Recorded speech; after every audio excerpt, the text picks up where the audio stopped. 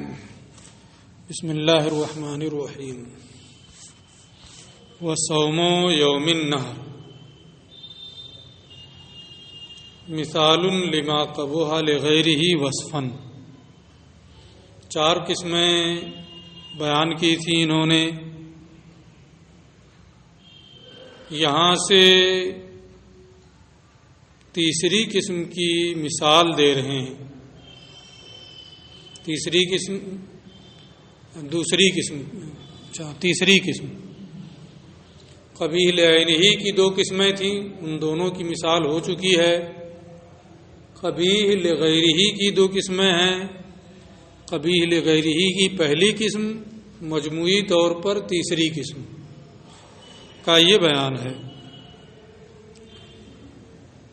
یوم نحر میں روزہ رکھنا یہ مثال ہے قبیح لغیرہ وصفی کی،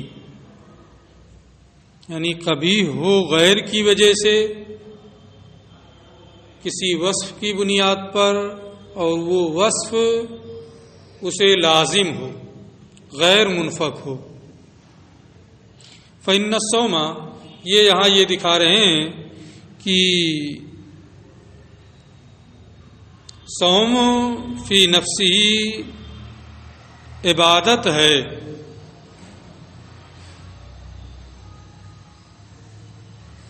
وہ امساک للہ تعالی، اور اللہ کے لیے اپنے آپ کو کھانے پینے جماع سے روکے رکھنا ہے. تو یہ اپنی ذات کے اعتبار سے، حقیقت کے اعتبار سے تو یہ عبادت ہے. اس میں کوئی خرابی، کوئی قبح اس کی ذات کی حیثیت سے نہیں ہے. وَإِنَّمَا يَحْرُمُ لِأَجْلِ، اس میں حرمت آتی ہے اس وجہ سے اَنَّ یوم النحر یوم ضیافت اللہ، کہ قربانی کا دن اللہ کی جانب سے بندوں کی ضیافت کا دن ہے. وفی الصوم، اب اگر اس ضیافت کے دن میں روزہ رکھے ہے نا، اعراض النحر، تو اللہ کی اس ضیافت سے منہ موڑنا ہوگا، اعراض کرنا ہوگا.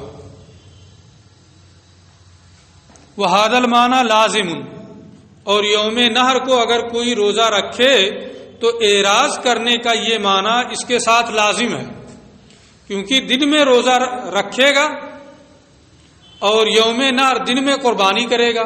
اب دن میں گوشت بھی کھائے تو وہ کیسا روزہ جس میں کھانا بھی کھائے ہے نا. تو اعراض تو روزہ رکھنے کی صورت میں بہرحال پایا جائے گا ہے نا، وہ اس سے منفک نہیں ہو سکتا ہے، وصف لازم ہے. وَهَذَا الْمَعْنَى لَازِمٌ بِمَنْزِلَةِ الْوَصْفِ لِهَذَا الصَّوْمِ، اور یہ معنی اس روزے کے لیے وصف لازم کے درجے میں ہے. لأن الوقت داخل فی تعریف الصوم، کیونکہ وقت روزے کی تعریف میں داخل ہے. صبح صادق سے غروب آفتاب تک کھانے پینے جماع سے باز رہنا. کسی جز میں بھی اگر کھانا پینا پایا جائے تو روزہ پایا جائے گا؟ نہیں پایا جائے گا. تو وقت صوم کی تعریف میں داخل ہے. اب اگر اس کے کسی ایک جز میں بھی، یہ ہر جز اس کا وصف ہوا، وہ وصف الجز ہے وصف الکل، اور جز کا وصف کل کا وصف ہوتا ہے.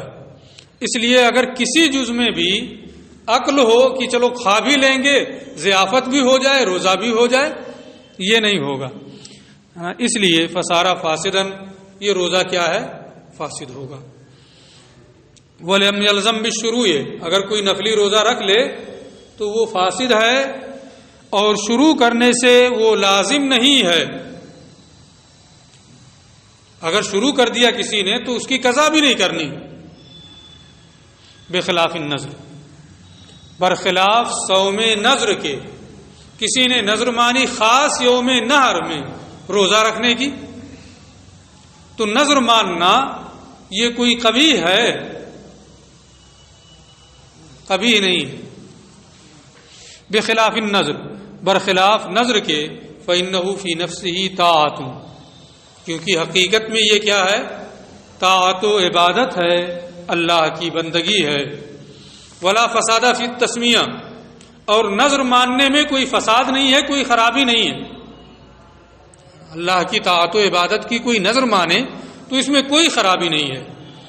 وَإِنَّمَا الْفَسَادُ فِي الْفِعْلِ، ہاں یوم نحر میں روزہ رکھنے میں فساد ضرور ہے۔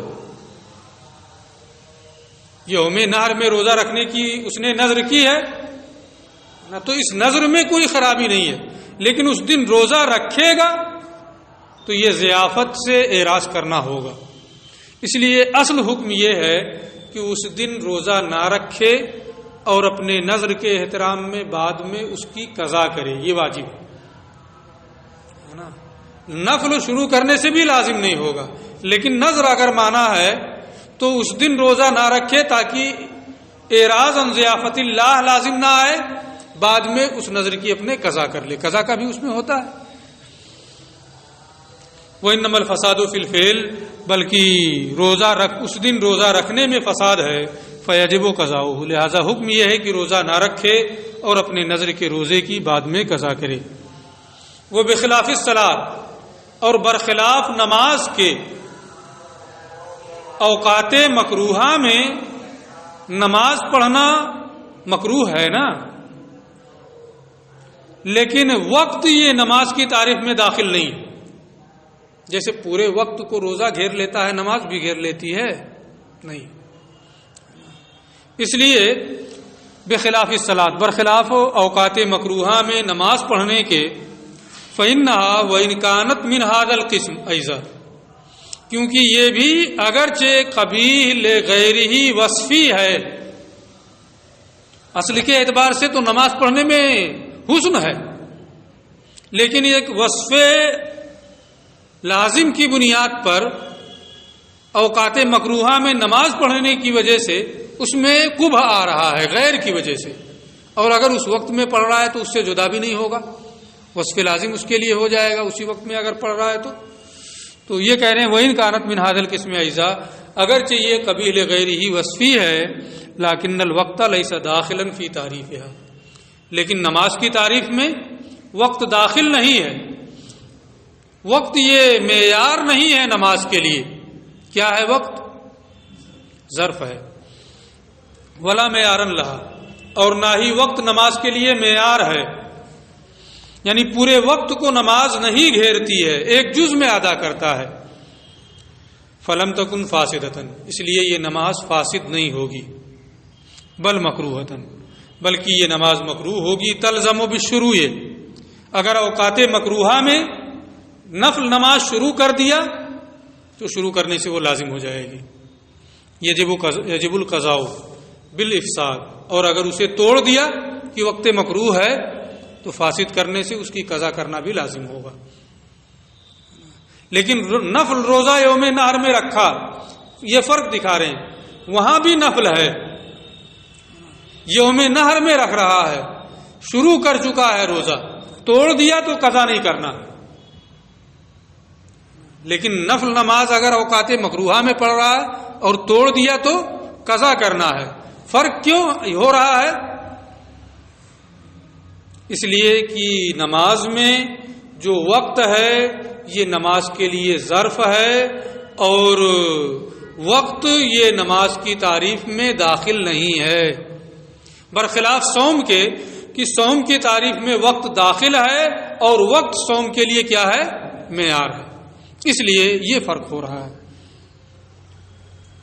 والبیع، یہ پھر چوتھی مثال، والبیع وقت النداء، اور اذان اول کے وقت بیع و شراء کرنا، مثال لما قبوح لغیرہ مجاورن، یہ قبیح لغیرہ مجاورن کی مثال ہے، جواری کی مثال ہے۔ اور اس میں کیا ہوتا تھا کہ وصف کی بنیاد پر قبح آئے، لیکن وصف اسے لازم نہ ہو، کبھی پایا جائے اس کے ساتھ اور کبھی نہ پایا جائے، تو اس میں یہی معاملہ ہے، اس لیے یہ قبیح لغیرہ مجاورن کی مثال ہے۔ فإن البیع فی ذاتہ امر مشروع، نا کبھی لعین ہی نہیں، کبھی لغیر ہی ہے. کیوں؟ اس لیے کہ بیع اپنی ذات کے اعتبار سے تو مشروع ہے. بیع کرنا جائز ہے کہ نہیں؟ بیع جائز ہے تو اس کی ذات میں کوئی خرابی نہیں ہے. فإن البيع فی ذاتہ امر مشروع، کیونکہ بیع اپنی ذات کے اعتبار سے تو مشروع ہے. مفید للملک، ملکیت کا فائدہ بھی اس سے ہوتا ہے، اس کی ذات میں کوئی خرابی نہیں ہے. وإنما يحرم وقت النداء، جمعہ کے دن اذان کے وقت بیع کرنا حرام ہے. لأن فیہ ترک السعی الی الجمعہ، کیونکہ اس میں سعی الی الجمعہ کا ترک ہوتا ہے. حکم کیا ہے کہ اذان ہو تو نماز کے لیے چلو. اب اگر اذان ہونے کے بعد کوئی بیع و شراء میں مشغول ہو تو سعی الی الجمعہ یہ پایا جائے گا؟ نہیں پایا جائے گا، اس کا ترک ہو رہا ہے. تو ایک وصف کی بنیاد پر کہ بیع و شراء میں مشغول ہو گیا تو ترک سعی الی الجمعہ لازم آ رہا ہے. اس وجہ سے اس میں کیا ہے؟ قبا آیا ہے. ورنہ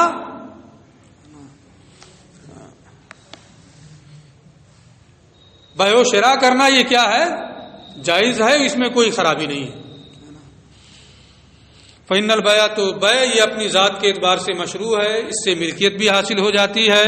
یہ حرام ہے ندا کے وقت، اس لیے کہ سعی الی الجمعہ کا اس میں ترک ہوتا ہے اگر بیع و شراء اذان کے وقت بیع و شراء میں لگا رہے تو. الواجب بقولہ، حالانکہ اذان ہونے کے بعد سعی الی الجمعہ اللہ کے اس ارشاد کی وجہ سے واجب ہے. فسعوا الی ذکر اللہ وذروا البیع،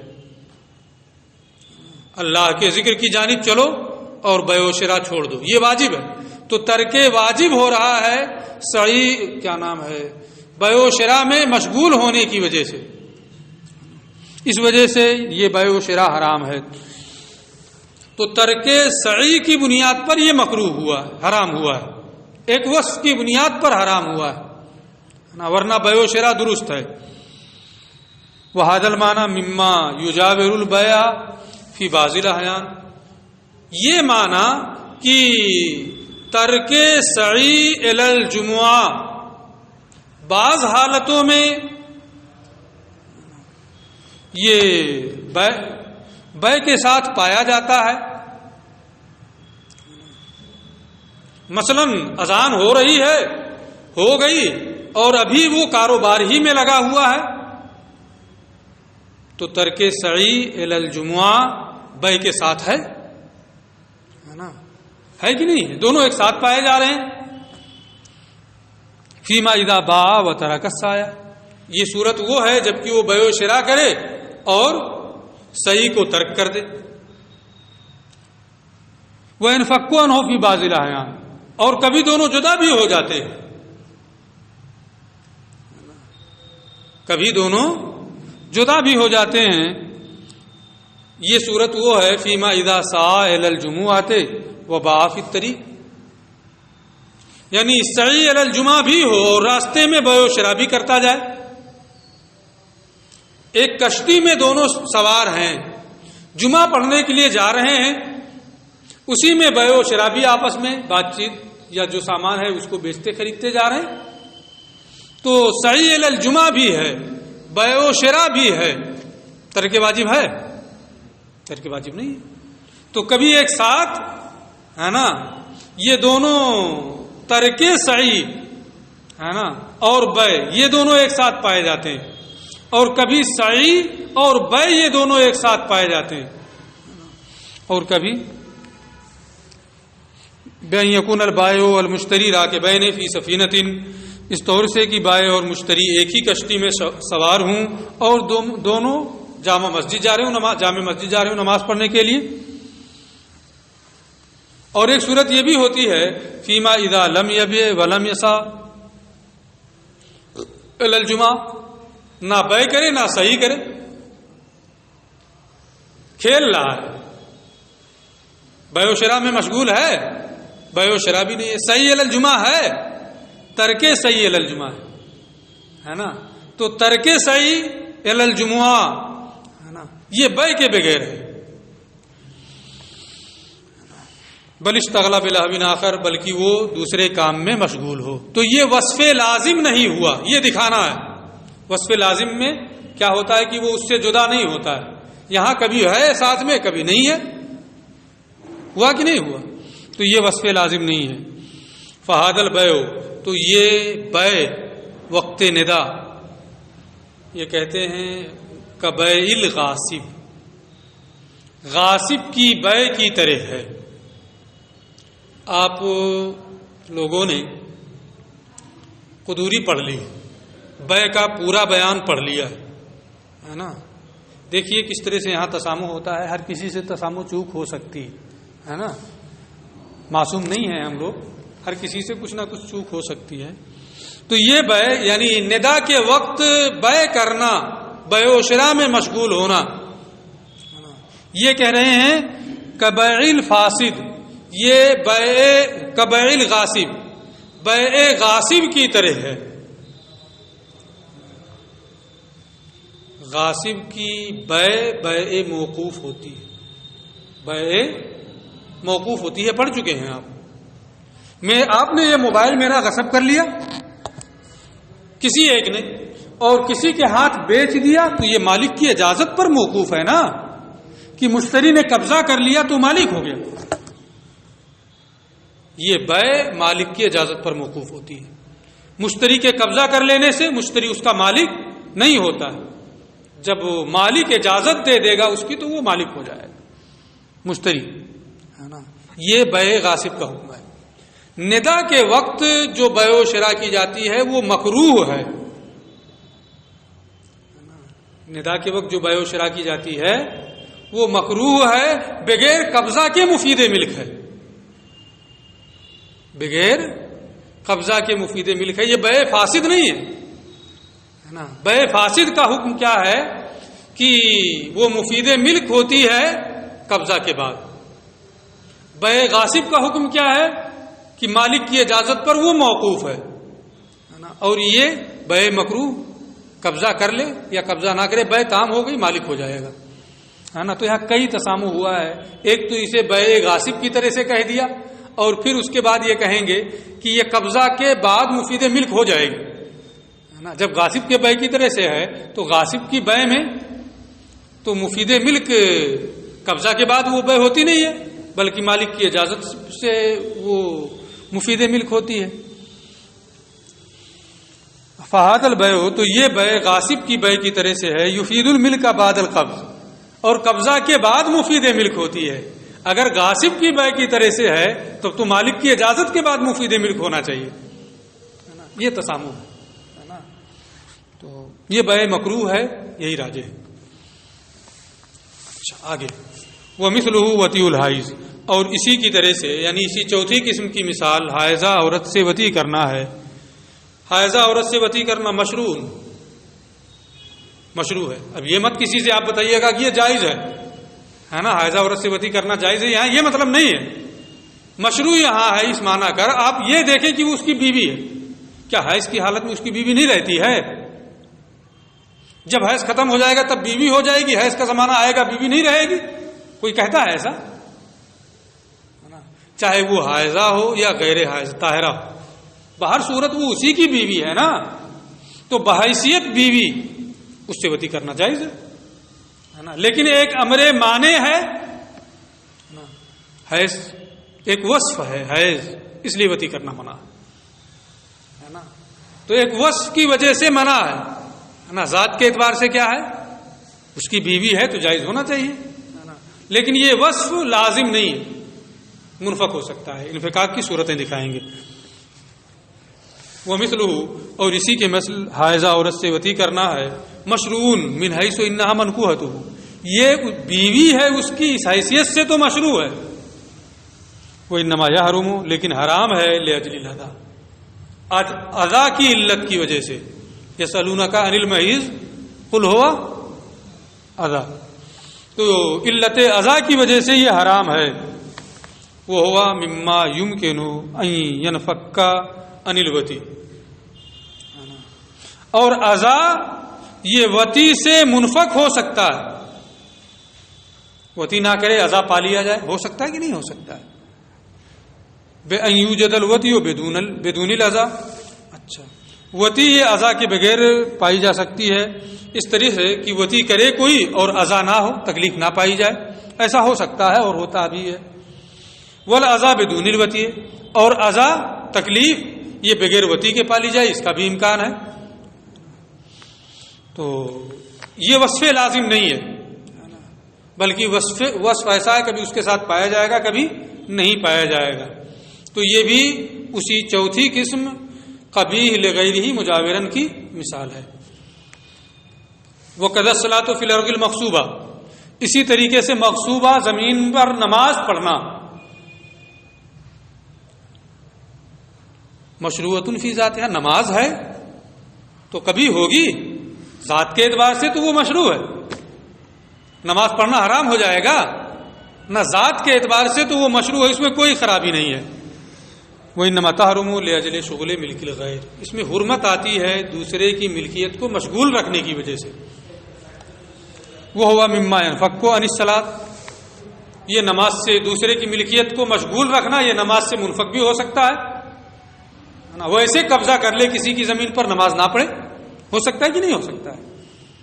بِأَن تُوجَدَ الصَّلَاةُ بِدُونِ شُغْلِ مِلْكِ الْغَيْرِ، اس طریقے سے کہ نماز پائی جائے دوسرے کی ملکیت کا مشغول کرنا نہ ہو، اپنی ملکیت میں پڑھے، بل فی ملک نفسی ہے نا، وَيُوجَدُ الشُّغْلُ، اور مشغول کرنا دوسرے کی ملکیت کو پایا جائے بدون الصلاۃ، بغیر نماز کے، وہ ایسے قبضہ کر لے، بِأَن يَسْكُنَ فِيهِ، جا کر کے اس میں رہنے لگے قبضہ کر کے، نماز نہ پڑھے، ہے نا، تو انفکاک ہو سکتا ہے نا۔ تو یہ بھی قبیح لغیرہ مجاورن کی مثال ہے۔ یہ بحث یہاں پوری ہو گئی۔ اس کے بعد یہ کہتے ہیں وَلَمَّا فَرَغَ عَن تَقْسِيمِ النَّهْيِ، اور جب نہی کی تقسیم یہ بیان کر چکے، ارادہ ان یبینہ، تو یہ انہوں نے چاہا کہ تو یہ بیان کرنا چاہتے ہیں ای نہی یقع علی القسم الاول، کون سی نہی سے قسم اول مراد لیتے ہیں اور کس نہی سے قسم آخر مراد لیتے ہیں، کس نہی سے ہے نا قبیح لعینہ مراد ہے اور کس نہی سے قبیح لغیرہ مراد ہے۔ افعال جو ہیں وہ دو طرح، ایک افعال حسیہ، ایک افعال شرعیہ۔ افعال حسیہ کا معنی یہ ہے کہ جس کا معنی ورود شرع سے پہلے قدیم ہی سے جو اس کا معنی ہے وہ اپنے قدیم معنی پر علی حال ہی باقی رہے، شریعت وارد ہونے کے بعد اس میں کوئی تبدیلی نہ آئے۔ افعال حسیہ سے مراد کیا ہے؟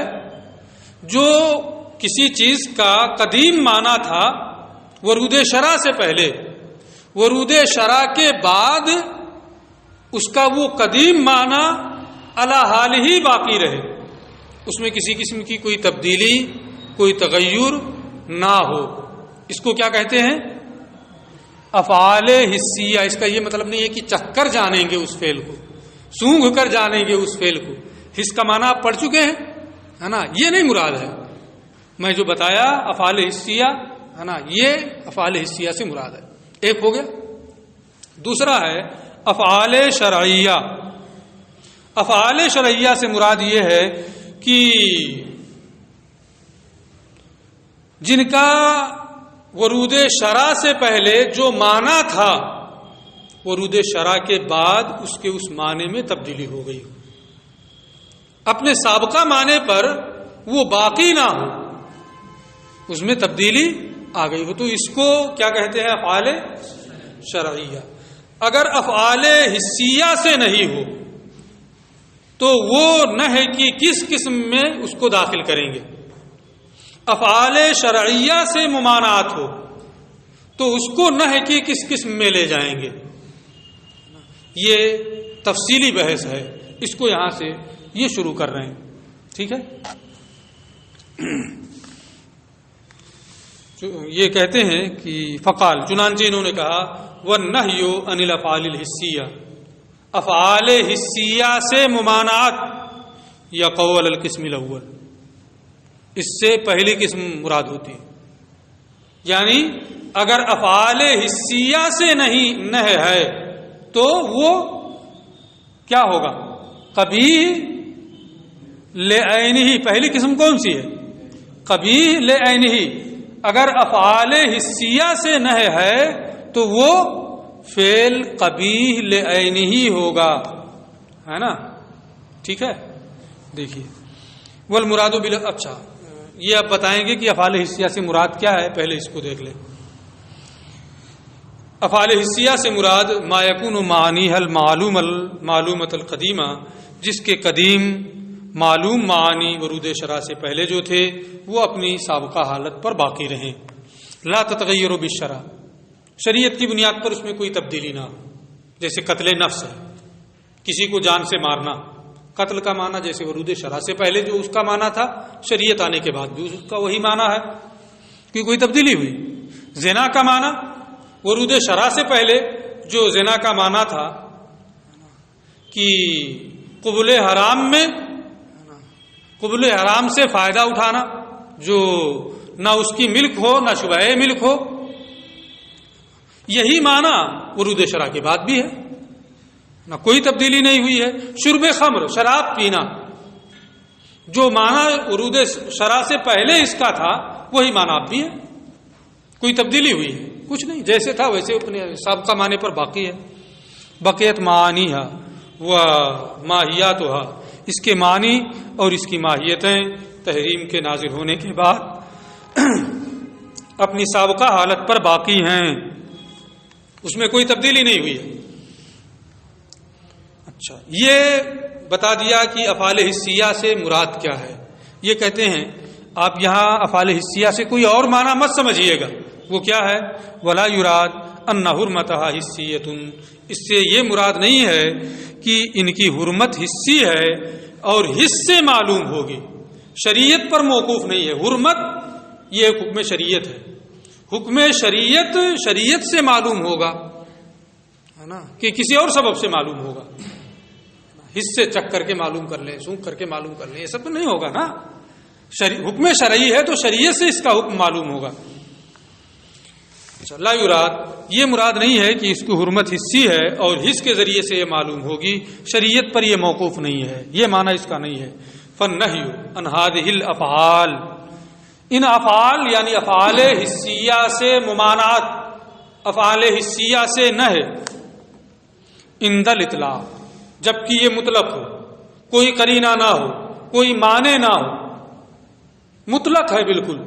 تو اطلاق کے وقت وعدم الموانع، اور کوئی معنی بھی نہیں ہے، کوئی قرینہ بھی نہیں ہے. یقع علی القبح لعینہ، یہ کس پر واقع ہوگا؟ قبیح لعینہ پر. یعنی بغیر کسی قرینہ کے، بغیر کسی قید کے اگر حسی فعل سے شریعت منع کرے تو اس کو کیا کہیں گے؟ قبیح لعینہ.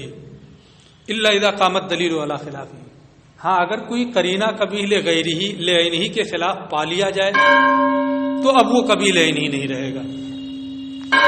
کلوت یہ حالت الحیض، جیسے حیض کی حالت میں وطی کرنا، اس کا جو پہلے معنی تھا ورود شرع سے پہلے وہی معنی اب بھی ہے نا. تو یہ نہیں ان فعل حسیین ہے نا، فعل حسی سے نہیں ہے، یہ پھر بھی یہ حرام لغیر ہی ہے نا. کیوں؟ اس لیے کہ اطلاق نہیں، قرینہ موجود ہے. کیا قرینہ موجود ہے؟ ما انه فعل حسی، باوجود کہ یہ فعل حسی ہے پھر بھی حرام لغیر ہی ہے. لقیام الدلیل، قرینہ پائے جانے کی وجہ سے. ارشاد کیا ہے؟ یسألونک عن المحیض قل هو اذی فاعتزلوا النساء فی المحیض. اعتزال کس وجہ سے ہے؟ کیونکہ اذی ہے نا. تو غیر کی وجہ سے، قرآن خود کہہ رہا ہے کہ غیر کی وجہ سے اس میں قبح آیا ہے نا. تو قرینہ موجود ہے، دلیل موجود ہے، اس دلیل کی وجہ سے اس میں قبح آیا ہے، اطلاق نہیں ہے. مطلق جب ہوگا تب تو قبیح لغیر ہی پر محمول ہوگا، لیکن کوئی قید آ جائے تو اس کو قبیح لغیر ہی پر محمول کریں گے. یہ بحث یہاں پوری ہو گئی. پھر فعل شرعی کا بیان آئے گا، افعال شرعیہ، امور شرعیہ کا، اس کا بیان کریں.